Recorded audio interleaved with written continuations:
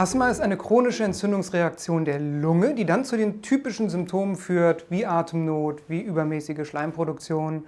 Aber den großen Teil aller Asthmatiker kann man mit den zur Verfügung stehenden Inhalern, also den Wirkstoffen Cortison plus Bronchialerweiterer, sehr gut behandeln. Es gibt aber noch eine kleine Gruppe von schweren Asthmatikern, wo das nicht ausreicht. Und für diese Gruppe gibt es Antikörpertherapien, die sogenannten Biologicals. Was ist das?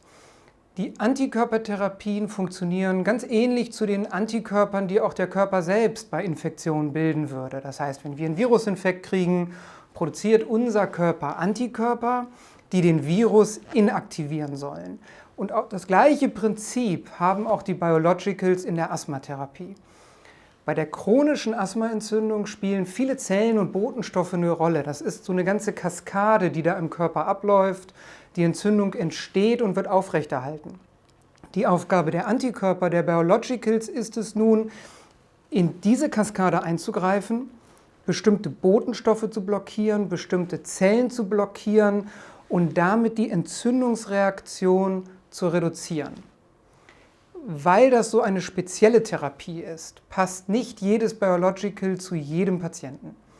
Man würde dann zum Beispiel im Vorfeld schauen, durch eine Blutuntersuchung zum Beispiel, welche Zellen spielen jetzt bei dem einzelnen Patienten eine Rolle in der asthmatischen Entzündung und welches Biological würde dazu passen.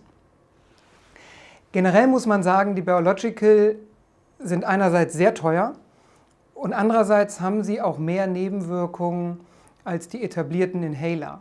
Für die Patienten, die sie brauchen, ist es aber wirklich eine hervorragende Therapie, die die Lebensqualität nochmal ganz erheblich steigern kann und die wirklich nochmal einen Quantensprung bedeuten in der Therapie des schweren Asthmas.